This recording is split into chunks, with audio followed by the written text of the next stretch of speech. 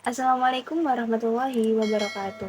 Halo semuanya, sebagai pemenuhan tugas mata kuliah genetika dengan dosen pembimbing Bapak Muhammad Iqbal Filayani MSI, di sini kami dari kelompok 3 mahasiswa Tadris Biologi kelas 4B akan mempresentasikan hasil diskusi kelompok kami mengenai asam nukleat, yaitu meliputi DNA dan RNA. Nantinya kelompok kami akan menjelaskan apa itu definisi dari DNA dan RNA itu sendiri, lalu bagaimana sejarah perkembangannya, kemudian bagaimana struktur dan sifat dari DNA dan RNA, kemudian macam-macam dari DNA dan RNA itu sendiri. Baik, sebelumnya saya akan memperkenalkan anggota kelompok kami. Yang pertama yaitu ada Miftahul Naimah dengan NIM 126208211023. Yang kedua yaitu ada Lailatul Nurjannah dengan NIM 126208212068. Yang ketiga yaitu ada Devi Indah Fitriana dengan NIM 126208212071. Yang keempat yaitu ada Firda Dwi Rahmawati Budiono dengan NIM 126208212070. Dan yang ketiga dan yang kelima ada saya sendiri, Unibah Salwa Azizah dengan NIM 126208212073. Baik, langsung saja simak materi dari kelompok kami. What is DNA? Apa sih DNA itu? Mungkin kalian bertanya-tanya, DNA itu apa? Untuk mengetahuinya, simak penjelasan saya berikut ini. Nah, jadi DNA atau singkatannya disebut dengan deoksibonukleik asid. DNA ini merupakan molekul yang memuat seluruh instruksi genetik yang dibutuhkan oleh semua organisme dalam seluruh siklus hidupnya. Nah, informasi genetik yang terdapat dalam DNA kemudian diturunkan oleh orang tua atau induk ke generasi berikutnya melalui reproduksi. Nah, untuk yang selanjutnya yaitu apa sih fungsi dari DNA itu? Nah, di sini ada 3 fungsi, yaitu yang pertama, DNA harus mampu menyimpan informasi genetik dan bisa meneruskan informasi tersebut secara tepat keturunan makhluk hidup dari generasi ke generasi. Nah, fungsi ini adalah fungsi genotipik yang dilakukan melalui replikasi. Yang kedua yaitu DNA bertugas mengatur perkembangan fenotip organisme. Maksudnya yaitu materi genetik harus mengarahkan pertumbuhan dan diferensiasi organisme melalui dari zigot sampai individu dewasa. Nah, untuk fungsi yang ketiga yaitu DNA sewaktu-waktu harus bisa mengalami perubahan sehingga organisme yang bersangkutan dapat beradaptasi dengan kondisi lingkungan yang berubah. Selain menjelaskan tentang DNA, di sini juga menjelaskan terkait dengan RNA. Nah, what is a RNA? Apa sih RNA itu? Simak penjelasannya berikut ini. Jadi, RNA atau asam ribonukleat. RNA ini merupakan salah satu golongan asam nukleat. RNA mempunyai kepanjangan yaitu ribonukleik asid atau asam ribonukleat.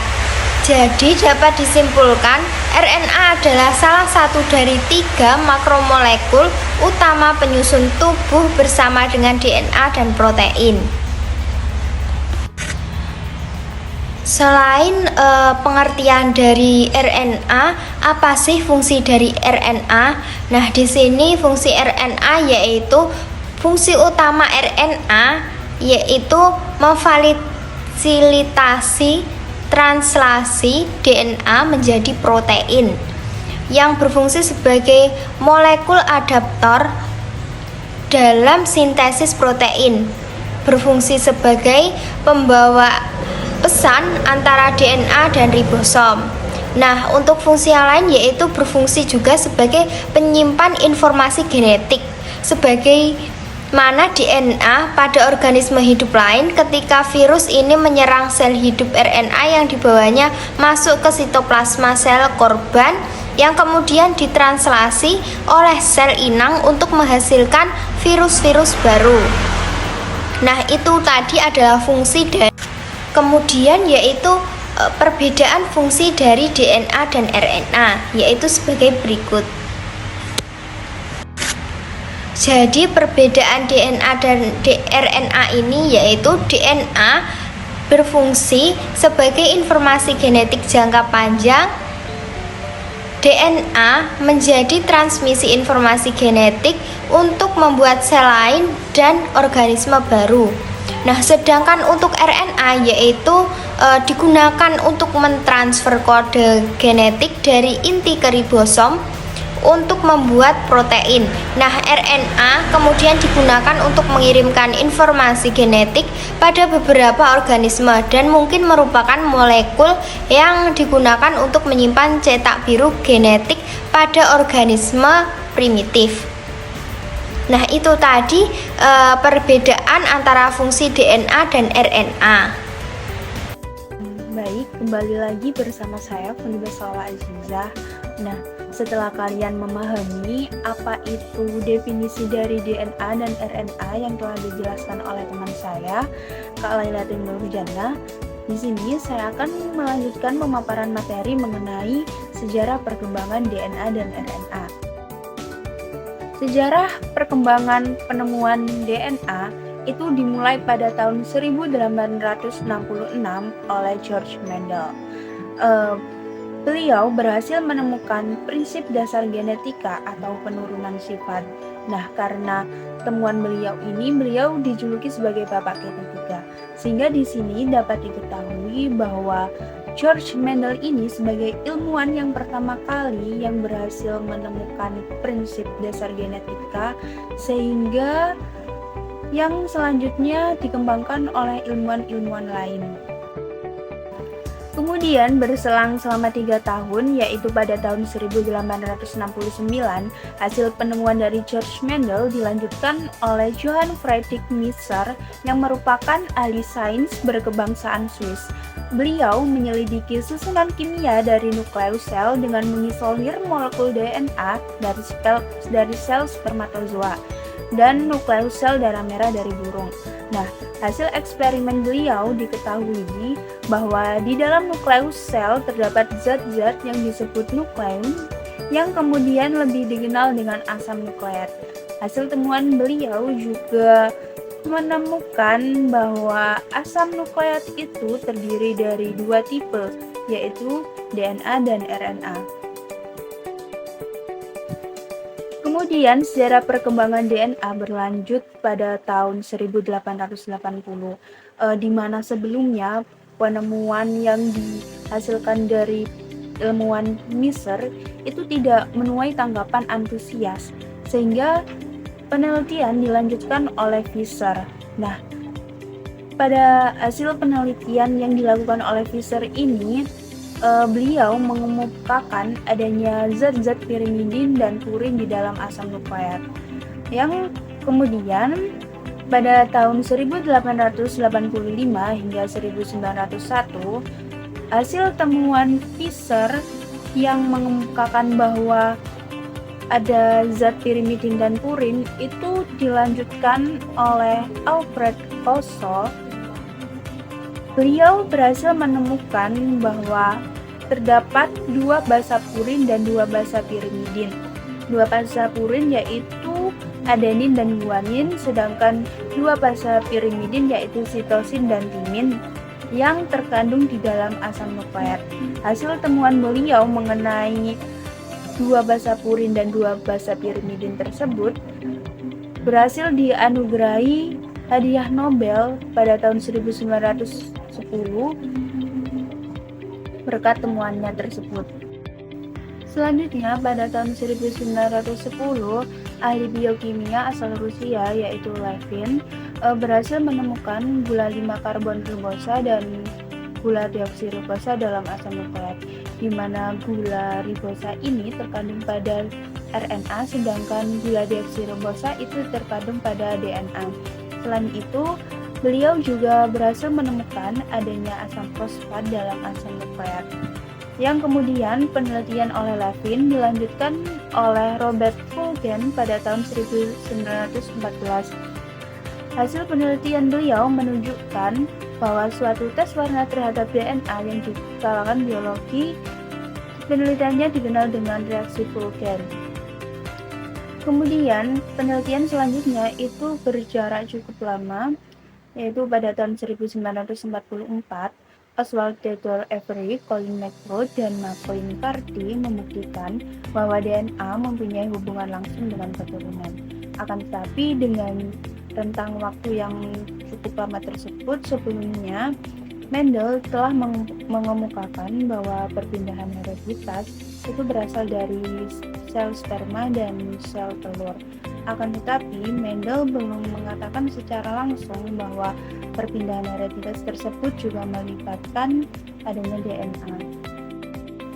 Selanjutnya, pada tahun 1947, penelitian studi kimiawi DNA dilakukan oleh Edwin Chargaff yang membuktikan bahwa DNA terdiri dari bagian yang sama, yaitu dari basa purin dan pirimidin, serta adenin dan timin, terdapat dalam proporsi yang sama, begitu pula sitosin dan guanin. Berlanjut pada tahun 1950, Maurice Wilkins, Rosalind Franklin, dan Raymond Gosling menggunakan cara difraksi sinar X dan berhasil menemukan bahwa basa-basa purin dan pirimidin dalam molekul DNA itu terletak dalam jarak 3,4 Armstrong, di mana 1 Armstrong itu setara dengan 0,001 mikron atau 0,000001 mm. Mereka juga mengemukakan bahwa molekul DNA itu tidak berbentuk sebagai sebuah garis lurus, akan tetapi berpilin sebagai spiral, dan setiap 34 Armstrong merupakan satu spiral penuh. Nah, penelitian yang telah dilakukan oleh 3 rekan sebelumnya itu dikuatkan oleh John Watson dan Francis Crick pada tahun 1953. John Watson dan Francis Crick ini mengemukakan bahwa molekul DNA itu berbentuk spiral double helix yang berjoin atau juga dikenal dengan struktur double helix, dan memperlihatkan berbagai aktivitas dari molekul DNA. Sehingga di sini dapat disimpulkan bahwa DNA itu bukan berbentuk benang sejajar saja, akan tetapi yaitu spiral double helix. Kemudian pada tahun 1957, teori dari bahwa DNA itu double helix itu kebenarannya diperkuat oleh Kornberg dengan cara membuat molekul DNA dalam sistem sel bebas. Sebagai bahan genetik yang lengkap, DNA dipergunakan dalam ilmu kedokteran kehakiman pada tahun 1960-an, sekitar 7 tahun setelah penemuan Watson dan Crick yang pertama kali diterapkan di Inggris. Nah, kemudian hasil temuan berupa bahwa DNA itu merupakan struktur double helix yang dipelopori oleh Wilkins, kemudian diperkuat oleh John Watson dan Francis Crick. Nah, ketiga ilmuwan tersebut itu berhasil diberikan Nobel bidang fisiologi dan kedokteran karena hasil penemuannya tersebut pada tahun 1962. Yang kemudian pada 1967, Kornberg tidak berhenti begitu saja, melainkan beliau berhasil membuat molekul DNA dari 6.000 nukleotida. Di sini dapat diketahui bahwa seiring dengan bergulirnya waktu, perkembangan DNA sebagai suatu penemuan besar tidak lagi terbatas hanya sekedar sebagai sebuah pita informasi. Akan tetapi pada saat ini telah jauh berkembang dengan sangat pesat. Penemuan-penemuan dari generasi ke generasi semakin melengkapi dan memberikan manfaat baru, termasuk yang saat ini masih dapat kita rasakan, yaitu hasil tes DNA. Nah, hasil tes DNA itu merupakan hasil yang dapat kita manfaatkan dari penemuan ilmuwan-ilmuwan terdahulu. Nah, hasil tes DNA itu berfungsi untuk menentukan hubungan nasab antara orang tua dan anak. Dan begitulah sejarah dari perkembangan DNA. Materi selanjutnya akan dijelaskan oleh teman saya. Nah, sekarang kita masuk ke struktur double helix DNA. Struktur double helix DNA yang pertama yaitu kita masuk ke sejarahnya. Pada tahun 1896, Frederick Miser itu untuk pertama kali memisahkan DNA dari inti sel pada tahun tersebut dan menamakan zatnya itu yaitu nuklein, suatu awal dari istilah asam nukleat. Walaupun DNA itu secara luas dipelajari selama tahun-tahun berikutnya, namun peranan biologinya sebagai pembawa informasi genetik tetap tidak jelas hingga selama masa akhir tahun 1940-an. Pada 1940-an ini, Avery dan kawan-kawannya itu menunjukkan bahwa DNA yang dimurnikan dapat memindahkan khasiat keturunan dari suatu turunan bakteri ke yang lainnya. Terus pada tahun 1953 itu pada suatu penelitian kristalografik dengan sinar X, yaitu diteliti oleh James Wanston dan Francis Crick, mengungkapkan bahwa struktur 3 dimensi DNA dan segera menyimpulkan replikasinya. Nah, pencapaian ini itu merupakan salah satu yang paling berarti dalam sejarah biologi karena membuka jalan untuk pemahaman tentang fungsi dari gen pada tingkatan molekul. Watson dan Crick ini melakukan analisis gambaran difraksi sinar X serat-serat DNA yang dibuat oleh Rosalind Franklin dan Maureen Wilkins dan menetapkan suatu model struktural yang dapat menjadi dasar terbuktinya bahwa adanya sebuah DNA. Terus yang selanjutnya yaitu ada ciri-ciri model DNA. Ciri-ciri model DNA ini terbagi menjadi 5. Yang pertama yaitu 2 rantai helix polinukleotida melingkar mengelilingi satu sumbu. Kedua, rantai ini memiliki arah yang berlawanan. Seperti pada gambar di sini ditunjukkan bahwa model dari DNA ini termasuk model terpilin atau berpilin. Maksudnya di sini ada 2 rantai, namun 2 rantai yang mengelilingi satu sumbu dengan model melingkar. Akan tetapi pada kedua rantai ini memiliki arah yang berlawanan sehingga terjadi bentuk seperti spiral. Terus yang kedua yaitu basa purin dan basa pirimidin terdapat di bagian dalam helix, sedangkan unit-unit fosfat dan deoksiribosa terdapat di bagian luar. Bidang-bidang basa tegak lurus terhadap sumbu helix. Bidang-bidang gula hampir tegak lurus terhadap bidang basa.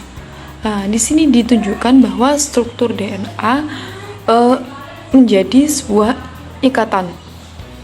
Yaitu pada gambar di sini ditunjukkan ada basa sitosin, basa guanin, basa adenin, dan basa timin. Ini terdapat dalam bagian dalam helix. Akan tetapi pada fosfat dan pada deoksiribosanya itu terdapat di pinggir heliks atau di luar heliks. Ya. Fosfat ini ditunjukkan pada gambar yang ada lingkaran oranye ini atau merah ini, sedangkan deoksiribosa itu pada gambar yang segi 5 biru. Itu menunjukkan bahwa adanya fosfat dan deoksiribosa yang terdapat dalam luar heliks. Selanjutnya yaitu yang ketiga, diameter heliks adalah 20A. Jarak antara basa yang bersebelahan ialah 3,4A pada poros heliks dengan sudut rotasi sebesar 36 derajat. Dengan demikian, putaran heliks itu berulang setelah 10 residu pada setiap rantai, yaitu pada interval 3,4A. Yang keempat yaitu kedua rantai saling berhubungan melalui ikatan hidrogen antara pasangan-pasangan basa. Adenin itu selalu berpasangan dengan timin. Bisa dilihat di contoh ini. Adenin itu selalu berpasangan dengan timin dengan memiliki ikatan hidrogen 2. Sedangkan pada guanin itu selalu berikatan pada sitosin dengan memiliki ikatan hidrogen 3.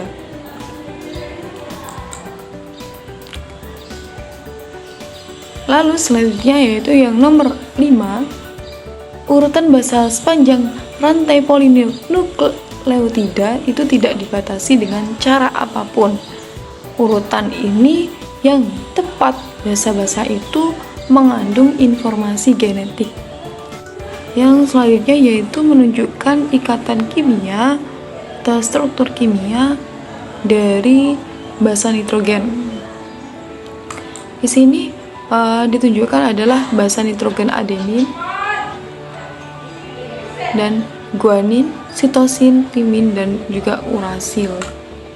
Kenapa urasil ada di sini? Karena itu merupakan basa nitrogen dari RNA, bukan dari DNA. Ya. Yang selanjutnya yaitu interaksi DNA dan protein. Interaksi DNA dan protein ini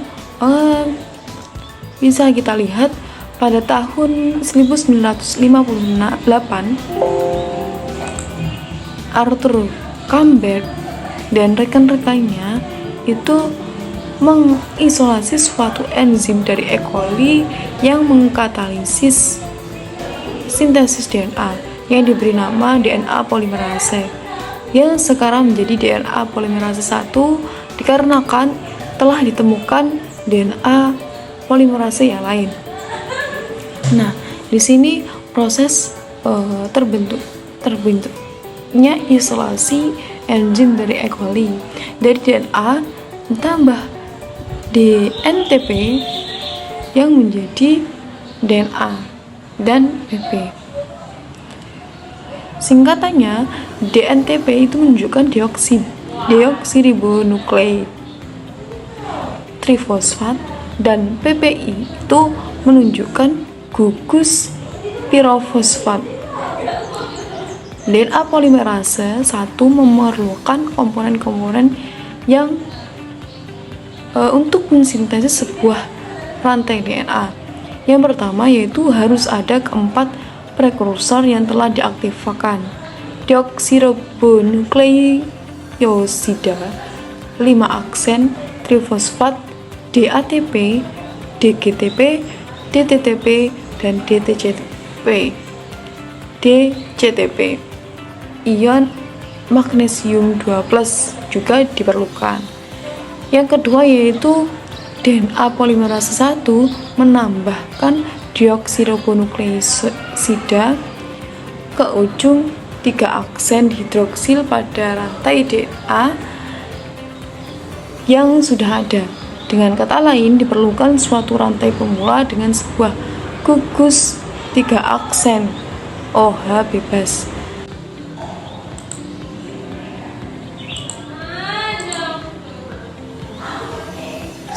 Yang selanjutnya yaitu reaksi perpanjangan rantai yang dikatalisis oleh DNA polimerase merupakan suatu serangan nukleofilik ujung 3 aksen OH pada untai bermula atau untai primer. Terdapat atom fosfor paling dalam dari deoksiribonukleosida trifosfat. Sebuah jembatan fosfodiester terbentuk dan secara bersamaan pirofosfat itu dilepaskan. Selanjutnya, hidrolisis pirofosfat oleh pirofosfatase anorganik, yaitu melalui enzim yang terbesar dan terluas, mendorong terlaksananya polimerasi. Perpanjangan rantai DNA berlangsung pada arah 5 aksen ke 3 aksen. DNA polimerase itu mengkatalisis pembentukan ikatan fosfodiester hanya bila basa pada nukleotida yang masuk merupakan komplementer terhadap basa pada untai cetakan.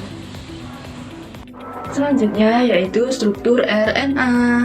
RNA sendiri tersusun dari beberapa nukleotida, dan nukleosida dan gugus fosfat, dan lebih tepatnya nukleosida tersusun atas gula pentosa dan basa nitrogen. Perbedaannya di gula pentosanya, kalau pada DNA itu deoksiribosa, kalau pada RNA ini ribosa. Nah, kalau basa nitrogen itu terdapat purin dan pirimidin. Purin itu ada adenin dan guanin. Kalau pirimidin itu ada urasil dan sitosin. Jenis RNA pada kali ini yaitu RNA ribosom atau rRNA. Jadi RNA ribosom terdapat di dalam ribosom yang berfungsi untuk mengatur dalam proses sintesis protein. Jadi di ribosom sendiri ada RNA-nya. Jadi keseluruhan pada gambar yang terdapat pada slide yaitu RNA ribosom. Jumlahnya 80% dari keseluruhan RNA sel. Oke, materi yang selanjutnya adalah RNA transfer atau tRNA. Nah, tRNA merupakan RNA terpendek dan bertindak sebagai penerjemah kodon dari mRNA. Nah, tRNA dibentuk di dalam nukleus tetapi menempatkan diri di dalam sitoplasma. Fungsi lain dari tRNA adalah mengikat asam-asam amino di dalam sitoplasma yang kemudian akan disusun menjadi protein dan akan diangkut ke ribosom. Bagian tRNA yang berhubungan dengan kodon dinamakan dengan antikodon. Kemudian struktur dari tRNA.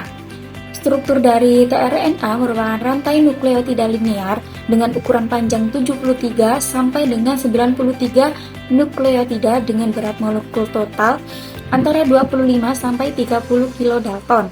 Pada molekul tRNA terdapat jenis-jenis basa yang tidak umum atau sudah termodifikasi, misalnya pseudourasil dan dihidrourasil yang merupakan modifikasi dari basa urasil. Kemudian tRNA juga memiliki struktur daun semanggi yang distabilkan oleh ikatan hidrogen yang kuat antara nukleotida. Mereka biasanya mengandung beberapa basa yang tidak biasa selain 4 basa biasa yang dibentuk oleh metilasi basa biasa. Metilguanin dan metilsitosin adalah 2 contoh basa yang sudah termetilasi. Kemudian RNA duta atau messenger RNA atau mRNA. Nah, mRNA merupakan RNA yang urutan basanya komplementer atau berpasangan dengan salah satu urutan basa rantai DNA. RNA jenis ini merupakan polinukleotida berbentuk beta tunggal linier dan disintesis oleh DNA di dalam nukleus. Panjang pendeknya mRNA berhubungan dengan panjang pendeknya rantai polipeptida yang akan disusun. Urutan asam amino yang menyusun rantai polipeptida itu sesuai dengan urutan kodon yang terdapat di molekul mRNA yang bersangkutan. Kemudian mRNA bertindak sebagai pola cetakan pembentuk polipeptida. Adapun fungsi utama dari mRNA adalah membawa kode-kode genetik dari DNA di inti sel kemudian menuju ke ribosom pada sitoplasma. mRNA ini dibentuk bila diperlukan dan jika tugas dari mRNA ini sudah selesai maka akan dihancurkan di dalam plasma. Oke, sekian materi dari kelompok kami. Jika ada salah kata ataupun kekurangan dalam menyampaikan materi, kami mohon maaf yang sebesar-besarnya. Semoga materi yang kami sampaikan bisa sedikit bermanfaat bagi teman-teman semua. Oke, sekian. Wassalamualaikum warahmatullahi wabarakatuh.